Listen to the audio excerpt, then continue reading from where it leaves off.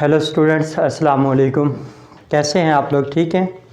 आज का हमारा जो टॉपिक है वो रिलेटिव एटॉमिक मास है। बड़ा ही छोटा सा टॉपिक है, शानदार टॉपिक है, लेकिन इसमें काफ़ी ज़्यादा कन्फ्यूजन्स भी हैं और इसमें समझने के लिए आपको थोड़ी सी इंटरेस्ट की ज़रूरत होगी। जब आप थोड़ा सा अपने कीन पॉइंट्स को क्लियर करने की कोशिश करेंगे तो ये टॉपिक बड़ा इंटरेस्टिंग होगा। अभी ये आपकी जो फर्स्ट ईयर की बुक है उसके रिलेटेड अगर मैं बात करूं तो ये इतना ही है जो मैंने पहले ऑलरेडी लिख दिया है, लेकिन ये इतना काफ़ी नहीं है। ये इतना आपके लिए सूट नहीं करेगा। इसको समझने के लिए आपको काफ़ी ज़्यादा हेल्प की ज़रूरत पड़ेगी। कैसे? सबसे पहली बात मीन पे आते हैं। रिलेटिव का मतलब क्या होता है?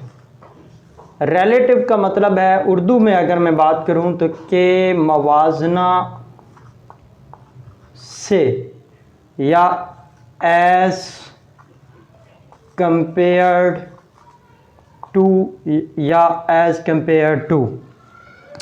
यू नो बेटर, दुनिया में कोई ऐसा वे नहीं है जिसके ज़रिए हम किसी चीज़ का एब्सोल्यूट मास मेजर कर लें।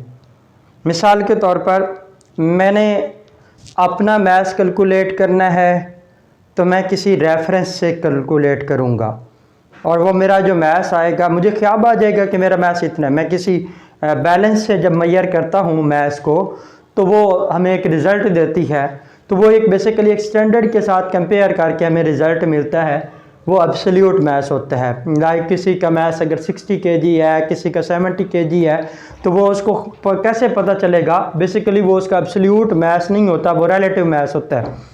बाज़ार में हम जाते हैं, कोई भी चीज़ ख़रीदते हैं, मिसाल के तौर पर आप 1 kg एप्पल्स ख़रीदते हैं, 1 kg कोई और शुगर ख़रीदते हैं या कोई भी चीज़ ख़रीदते हैं, तो उसके लिए क्या होता है वो भी आप कंपेयर करके देख लेते हैं। आपको पता होगा कि उसमें वो क्या करता है कि उसने वो जो बैलेंस होता है, फिज़िकल बैलेंस, उसमें एक साइड पे वो बाट रखता है और उसके साथ दूसरे का कंपेयर करके वो आपको चीज़, कोई भी जो चीज़ आप ख़रीदने गए हैं तो वो देता है। इसी तरह अब अगली बात की तरफ आते हैं कि ये बाट बना कैसे था। ये बेसिकली लंदन में इस बाट को सबसे पहले बनाया गया था। अगर मैं थोड़ा सा इस बाट को जो 1 kg का हमारी मार्केट में अवेलेबल है उसकी बात बताऊं, ये कहाँ पे बनाया गया था, कैसे बनाया गया था। ये लंदन में रेडियम प्लाटिनम का एक 1000 ग्राम का एक स्टैंडर्ड बनाया गया। फिर उसी स्टैंडर्ड के साथ कंपेयर करके, उस स्टैंडर्ड के साथ कंपेयर करके डिफरेंट 1 kg के बाट जो हैं वो बनाए गए और फिर उनको पूरी वर्ल्ड में डिस्ट्रीब्यूट किया जो आज हमारी मार्केट में अवेलेबल होते हैं। जब हम किसी भी चीज़ को ख़रीदने जाते हैं तो वो बेसिकली हमें कैसे उठा के देता है, उसके पास एक स्केल पड़ा होता है, फिज़िकल बैलेंस पड़ा होता है, वो उसके साथ एक बाट रखता है और उसके साथ हम कंपेयर करके कोई भी जो भी चीज़ हम बाज़ार से ख़रीदने गए हैं उसका मवाजना करके लेते हैं। बेसिकली वो चीज़ जिसके साथ वो आप कोई भी चीज़ जो मैं या आप या कोई भी बंदा ख़रीदने जाता है वो उसको क्या कर रहा होता है, कंपेयर कर रहा होता है। तो वो बेसिकली क्या होता है, स्टैंडर्ड होता है। और जो चीज़ आप ख़रीद रहे हैं वो क्या है, वो आपकी रिक्वायरमेंट है। अब मैं आता हूँ रिलेटिव का मतलब क्या था कि मवाजना से एज कंपेयर टू। इसमें किसी चीज़ का भी जो हम कंपैरिजन करते हैं बेसिकली किसके साथ करते हैं, एक स्टैंडर्ड बनाते हैं। इस स्टैंडर्ड को कौन सा स्टैंडर्ड होगा, किस चीज़ को हम स्टैंडर्ड बनाएंगे। जैसे हम बीइंग मुस्लिम जब अपना कंपैरिजन करते हैं कि मैं कितना अच्छा हूँ या मैं कितना बुरा हूँ, तो उसके लिए हमने किसी आम जो आजकल हमारी इंसानियत में लोग हैं उनके साथ हम अपना मवाजना नहीं करते। हमारे लिए फिर जो आइडियल पर्सनैलिटी आती है वो होली प्रॉफिट मोहम्मद सल्लल्लाहु अलैहि वसल्लम है, उसके साथ हम किसी भी इंसान के अखलाक का, बिहेवियर का, उसकी दयानतदारी का, उसके अदल और इंसाफ का मवाजना करते हैं। अब स्टैंडर्ड होगी कौन सी चीज़, इस स्टैंडर्ड को समझने के लिए मैं पॉइंट लिखूंगा, उस पॉइंट्स को आप देखेंगे या आपकी क्लास से की एग्जांपल लेके चलता हूँ। हमारी क्लास में एक CR बनता है, वो कौन सा स्टूडेंट जिसको हम CR बनाते हैं वो कौन सा स्टूडेंट होता है? क्लास के अंदर सारे स्टूडेंट्स को हम CR बना देंगे? कभी भी ऐसा नहीं होता। सबसे पहली बात, जो बच्चा एब्सेंट रहता है उसको बनाया जाएगा? नहीं, जो सबसे ज़्यादा क्लास में जिसकी अटेंडेंस होगी, पहली निशानी जिसकी अटेंडेंस अच्छी हो। दूसरी बात, वो डल ना हो, बिल्कुल लेजी ना हो, डल ना हो, उस यानी वो डल नहीं होना चाहिए। तीसरी बात, वो शरारती नहीं होना चाहिए। दूसरी बात, वो अग्रेसिव नहीं होना चाहिए, उसकी नेचर एग्रेसिव भी नहीं होनी चाहिए। और तीसरी बात, वो अपनी इंटेलेक्चुअल पावर में, अपनी जहानत में काबिल भी होना चाहिए, स्टेबल भी होना चाहिए। और लास्ट वाली बात जो सबसे इम्पॉर्टेंट बात है कि उसके बहन भाई या कज़न वगैरह में से या फैमिली मेम्बर में से कोई अगर स्टूडेंट उस क्लास में है तो उसको भी नहीं बनाया जाएगा। ज़ाहिर बात है जब वो उनको फेवर दे देगा तो स्टैंडर्ड के लिए ज़रूरी नहीं है कि वो फेवर दे, आगे जो भी आए फिर उसके लिए यही है कि वो जस्टिस पे काम करे। अब इस केस में जब हम रिलेटिव एटॉमिक मास की बात कर रही हैं तो ये बेसिकली किसी एक एलिमेंट के मास होता है, एटम का नहीं, किसी एक एलिमेंट के मास को रिप्रेजेंट करते हैं रिलेटिव एटॉमिक मास में। और इसमें हम करेंगे क्या, किसी भी एलिमेंट के या किसी भी एटम के जो एटॉमिक मास को हम लेंगे उसको हम किसी स्टैंडर्ड के साथ कंपैरिजन करके लेंगे। और वो स्टैंडर्ड हमने कौन सा बनाया है, कार्बन 12 आइसोटोप्स को। इसकी रीज़न मैं अभी बताने जा रहा हूँ कि क्यों स्टैंडर्ड होता है। मैंने पहली बातें की, पहले स्टैंडर्ड को समझ लें, फिर उस पॉइंट पे मैं आऊँगा रिलेटिव एटॉमिक मास क्या चीज़ है। मैंने हमेशा अपने लेक्चर में यही बात की है कि मेरा जो मेन पर्पज़ होता है कि स्टूडेंट्स की तमहीद को, उसकी बेस को स्ट्रांग कर दो। जब बेस स्ट्रांग हो जाएगी तो वो उसके लिए किसी भी चीज़ को एक्सप्रेस करना आसान हो जाएगा। इसको मैं सिंपल बात अगर ये कहूँ तो मैं अक्सर ये भी अपनी क्लासेस में भी और अपने स्टूडेंट्स में ये बात करता रहता हूँ कि अगर 5 स्टोरी कोई बिल्डिंग है तो उसमें सबसे नुमायाँ कौन सी होती है, जो दूर से हमें नज़र आती है, वो डेफिनेट बात है 4th स्टोरी होगी या अपर स्टोरी में जो 5th स्टोरी होगी। लेकिन उस 5th स्टोरी या 4th स्टोरी में सबसे ज़्यादा जो इम्पॉर्टेंट चीज़ है वो उसकी बेस है, या जो सबसे ग्राउंड स्टोरी होती है वो उसमें ज़्यादा कंपैरिजन किया जाता है, वो उसके लिए ज़्यादा मोस्ट जो उसको बेस बना रही होती है। अगर हम उस बेस को निकाल दें तो वो जो अपर स्टोरी थी वो भी अया नहीं रहेगी, नुमाया नहीं रहेगी। इसलिए बेस के ऊपर काम करो। अगर आप अपने एग्ज़ाम में, अपने बिहेवियर में, अपने कंपटीशन में अपने आप को यूनिक बनाना चाहते हैं, अया करना चाहते हैं, नुमाया होना चाहते हैं, तो अपनी बेस को स्ट्रांग बनाओ। स्टैंडर्ड में किस चीज़ को बनाऊंगा, 4 पॉइंट लिख रहा हूं। पहली बात, जो अबंडेंट होगा, जिसकी अबंडेंट होगा। नंबर 2, जो लीस्ट अबंडेंट होगा, जो लीस्ट रिएक्टिव होगा, उसको भी नहीं बनाया जाएगा। जिसको मैंने कहा था अबंडेंट, जिसकी अटेंडेंस मैक्सिमम होगी। लीस्ट रिएक्टिव, इसका मतलब क्या होगा, जो डल है, हर वक्त सुस्त मिजाज में चल रहा है, उसको भी नहीं बनाया जाएगा। एक्टिव ही नहीं है, उसको पता ही नहीं है क्या हो रहा है क्या नहीं हो रहा, उसको भी नहीं बनाया जाएगा। और दूसरा क्या है, मोस्ट रिएक्टिव या लार्ज रिएक्टिव, इसको भी नहीं बनाया जाएगा। क्यों, वो अग्रेसिव, जिस तरह मैंने कहा कि कोई स्टूडेंट अग्रेसिव नेचर का है, शरारती है, उसको भी नहीं बनाया जाएगा। फिर किसको बनाया जाएगा, चौथी बात, स्टेबिलिटी। स्टेबिलिटी जिसकी हाई होगी उसको बनाया जाएगा। 5th नंबर पे आइसोटॉप्स की जो बात मैं कर रहा हूं, आइसोटॉप्स मैंने जो आपके स्टूडेंट वाली एग्जांपल दी है, किसको उस क्लास का जो है वो रिप्रेजेंटेटिव बनाया जाएगा, जिसके बहन भाई नहीं पढ़ते होंगे, वो अकेला होगा। इट्स मीन दैट जिस एलिमेंट के आइसोटोप्स ज़्यादा होंगे उसको भी नहीं बनाया जाएगा, जिसके रिलेटिव होंगे उसको बनाया जाएगा। यानी बहुत ज़्यादा अगर किसी एलिमेंट के आइसोटोप्स हैं उसको नहीं बनाया जाएगा, जिसके थोड़े आइसोटोप्स होंगे उसको बनाया जाएगा। अच्छा, अगली पॉइंट पे मैं आता हूँ कि उसने जो ये हमारा स्टैंडर्ड है, स्टैंडर्ड के ये पॉइंट्स हैं, इससे आपको पॉइंट समझना आसान हो जाएगा कि कार्बन 12 को क्यों लिया। कार्बन ये जो 12 है ये पहले नहीं लिया गया था, ये बाद में लिया गया। पहले कौन था, हाइड्रोजन को ही लिया गया, स्टैंडर्ड हाइड्रोजन को। लेकिन बाद में 1961 के अंदर इस C12 जो आइसोटोप्स था कार्बन का, इसको हमने कंपैरिजन में स्टैंडर्ड माना। पहले क्यों नहीं माना उसकी भी बात बताता हूँ कि हाइड्रोजन जो है उसको नहीं बनाया जाएगा। अब पॉइंट में आता हूं कि हाइड्रोजन को क्यों नहीं बनाया गया। आमतौर पर नॉर्मली जब हम साइंटिफिक एरा में बात कर रहे होते हैं तो किसी भी चीज़ का स्टैंडर्ड जब हम बनाते हैं, किसी चीज़ का हम स्टैंडर्ड बनाते हैं तो उस वक्त उसको 1 रखा जाता है या 0 रखा जाता है। अब आपको पता है किसी भी एलिमेंट का कोई ऐसा स्टैंडर्ड तो है नहीं कि उसका मैथ हम 0 कर दें, वो तो कोई एलिमेंट होगा ही नहीं। अब 1 पे अगर बात करें तो वो हाइड्रोजन है।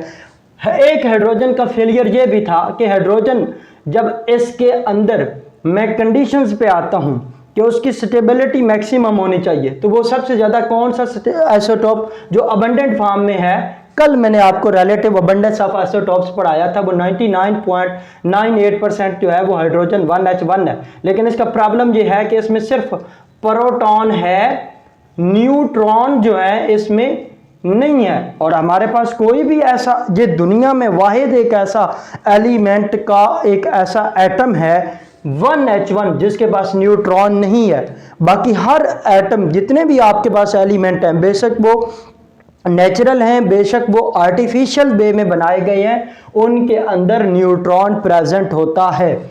अब एक वजह तो ये भी है कि ये, अब पहली बात अबंडेंट की बात करें तो आप कहते हैं कि 99 पॉइंट, ये 5th नंबर पे था कार्बन 12, इसको बनाया गया है। इसको क्यों नहीं बनाया गया उसकी रीज़न बता रहा हूं कि ये अबंडेंट है कौन सा 1H1, लेकिन नेचर में अबंडेंट नहीं है, ये इसका आइसोटोप्स है, नेचर के अंदर ये अबंडेंट नहीं है। दूसरी बात, ये लीस्ट रिएक्टिव नहीं होना चाहिए, ये बहुत तेज़ी से रिएक्ट करता है और मोस्ट रिएक्टिव है, इस वजह से भी इसको। और स्टेबिलिटी की बात करें तो स्टेबिलिटी हाई होनी चाहिए। हाइड्रोजन की जो स्टेबिलिटी है वो हाई नहीं है, ये हमेशा हाइड्राइड्स की फॉर्म में या अदर कोवलेंट कंपाउंड्स की फॉर्म में प्रेजेंट होता है, ये इस वजह से ये स्टेबल नहीं है। इस वजह से दो बातें मैंने बताई कि हाइड्रोजन को स्टैंडर्ड क्यों नहीं माना गया, उसकी रीज़न यह है कि इसके पास कोई न्यूट्रॉन नहीं है, एक वजह। दूसरी वजह यह है कि ये नेचर के अंदर इतना अबंडेंट नहीं है जितना कार्बन है। दूसरी बात, इसकी स्टेबिलिटी इतनी नहीं है जितनी कार्बन की है। तीसरी बात, ये हाई रिएक्टिव है और यहाँ पे हमें क्या चाहिए, रिलेटिव रिएक्टिव हो या बहुत ज़्यादा अग्रेसिव भी ना हो, जिस तरह मैंने स्टूडेंट के एग्जांपल की बात की, बहुत ज़्यादा शरारती भी ना हो और बहुत ज़्यादा डल भी ना हो, कंपेरेबल हो। तो उसमें हमारे पास एक एलिमेंट आया जो नेचर के अंदर, जिसको कार्बन को हमने सबसे ज़्यादा स्टैंडर्ड की फॉर्म में लेके आए। कब बनाया गया, ये 5th नंबर पे सबसे ज़्यादा अबंडेंट एलिमेंट है और दूसरे नंबर पे इसको कब बनाया गया, 1961 में। अभी तक मैं सारी बात कर रहा हूँ कि कार्बन 12 को स्टैंडर्ड लिया क्यों गया, उसकी 2 रीज़न है। सबसे बात, ये अबंडेंट है, इसकी अबंडेंट है सबसे ज़्यादा। दूसरी बात, इसकी ये ना लीस्ट रिएक्टिव है ना ही ये मोस्ट रिएक्टिव है, बल्कि क्या है, कंपेरेबल रिएक्टिव है। तीसरी बात अगर हम करें तो इसकी स्टेबिलिटी हाई है। और चौथी बात पे हम आए तो इसके आइसोटॉप्स जो हैं वो 3 हैं, 13 और 14। ये रेडियो एक्टिव है, ये नेचर के अंदर, इसलिए इसको नहीं लिया जाएगा। इसकी कितनी थी, 98.89 और इसका कितना था, 1.107% अबंडेंट। तो इनमें सबसे ज़्यादा जो मोस्ट फेवरेबल है, क्योंकि इसकी अबंडेंस भी ज़्यादा है, ज़्यादा आइसोटॉप भी नहीं है, स्टेबल भी है, या ना लीस्ट रिएक्टिव है और ना ही बहुत ज़्यादा मोस्ट रिएक्टिव है। इन सारी कंडीशंस की बेस पे हमने कार्बन को एज अ स्टैंडर्ड लिया।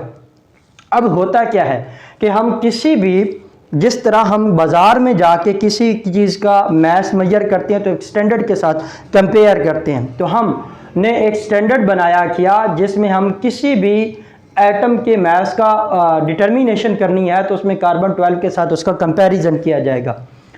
नो डेफिनेशन की तरफ आ रही हैं। मैंने सारी बात स्टैंडर्ड के ऊपर की, कंपैरिजन के ऊपर की, रिलेटिव का मतलब बताया। अब आते हैं, अब उम्मीद है ये सारी बातें आपके लिए अट्रैक्टिव होंगी और ये आपके लिए एक यूनिक पॉइंट होगा।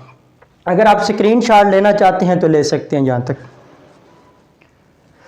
जी, नेक्स्ट हम बात करते हैं इसकी डेफिनेशन की। It is the mass of an atom of an element as compare to mass of carbon atom. कौन से आइसोटोप्स के साथ इसका कंपैरिजन किया जाएगा, C12। तो ये इसकी डेफिनेशन है। रिलेटिव टर्म ये यूनिटलेस क्वांटिटी है, इसका कोई यूनिट नहीं होता। हम जब लिखते हैं ना यूनिट AMU, वो बेसिकली क्या होता है, एटॉमिक मास का यूनिट है। जब हम रिलेटिव एटॉमिक मास किसी भी एटम ऑफ एलिमेंट का लेते हैं तो उसका जो एटॉमिक मास आता है उसको हम जो एक्सप्रेस करते हैं वो किस में होता है, एटॉमिक मास यूनिट, जिसको हम रिप्रेजेंट किस में करते हैं, AMU। अब ये AMU क्या था, मैंने कुछ कार्बन के किस आइसोटोप को स्टैंडर्ड बनाया था, C12। अगर मैं 12 इक्वल पार्ट्स कर लेता हूं,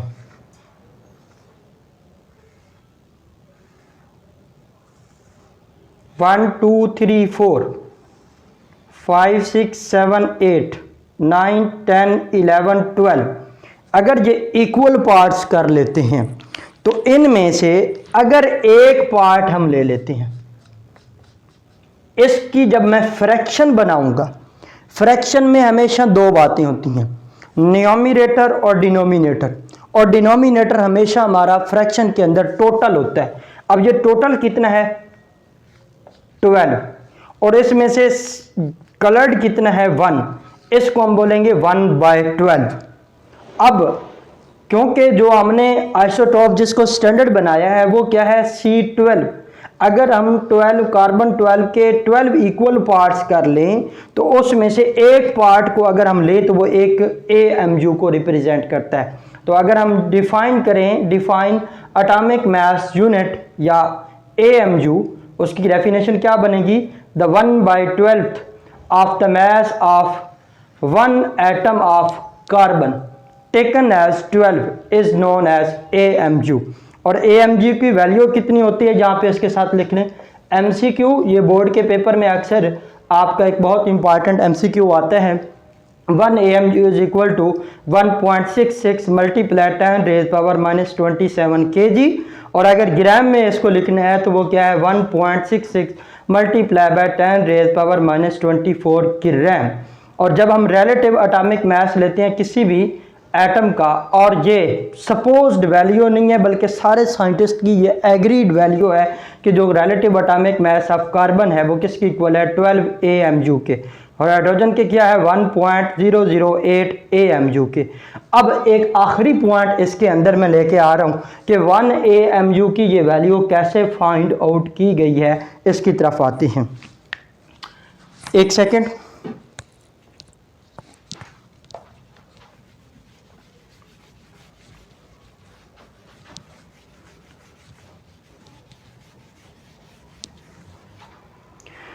जी हमें पता है कि जो मास ऑफ कार्बन एटम है, ये अभी हमने देखा relative mass of carbon atom, मैं इसको क्या लिखूंगा, मास ऑफ कार्बन 12th एटम भी कह सकते हो या इसको कार्बन एटम भी कह सकते हो।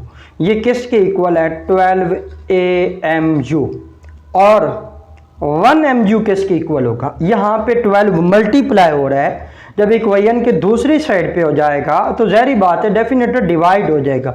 1 AMU इज इक्वल टू क्या है, मैं यहाँ पे लिखूंगा, मैं अब डायरेक्ट लिख देता हूँ 12।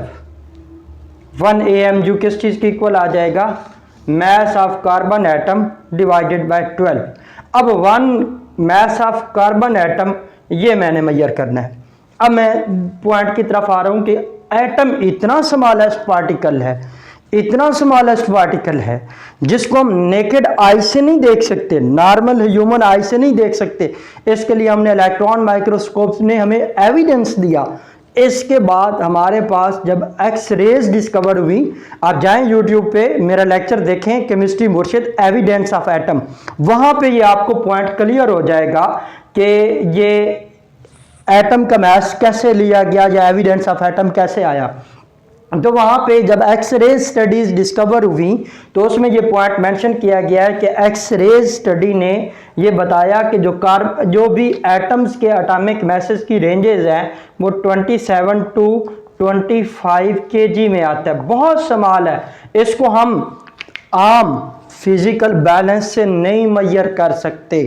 अब इसके लिए हम ज़ाहिर बात है एक्सरे स्टडी करते हैं। अब देखें, जब नहीं मैयर कर सकते तो फिर इसको मैयर करेंगे कैसे, ज़रा उसकी तरफ आते हैं। Atomic mass of a carbon, जिसको हम दूसरे लफ्ज़ों में क्या आएंगे, एटॉमिक मास ऑफ कार्बन, ये 12 ग्राम पर मोल। और ये मोल का टॉपिक अभी मैंने पढ़ाना है। इतनी बात याद रख लें कि 1 मोल किस चीज़ के इक्वल होता है, 6.02 10 रेज़ पावर 23।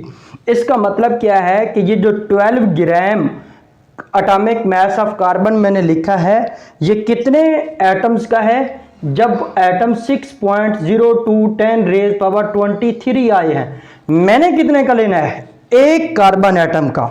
तो मैं अगर लिखूं atomic mass of 1 carbon atom, 1 carbon atom, तो ये क्या बन जाएगा, 12 डिवाइडेड बाय 6.02 10 रेज़ पावर 23। अब मोल नहीं लिखा जाएगा, सिर्फ ग्राम लिखा जाएगा।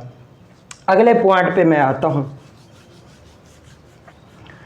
ये मेरे पास एक कार्बन एटम का मास आ चुका है और 1 AMU का फार्मूला मैंने ऑलरेडी लिख दिया था। 1 AMU किसके इक्वल था, मास of carbon atom, mass of carbon atom over 12। अब मास ऑफ कार्बन एटम मैंने ये एक कैलकुलेट कर लिया है। अगर इसकी वैल्यू वहाँ पे पुट करूँ तो क्या बनेगा, मास of carbon atom 12 divided by 6.02 10 rays power 23।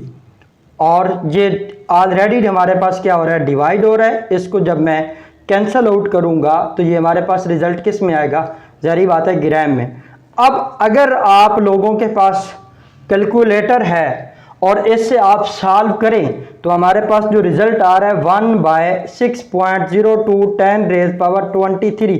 इसका सोल्यूशन किसके इक्वल आता है, 1.661 मल्टीप्लाई 10 रेज़ पावर -24 ग्राम।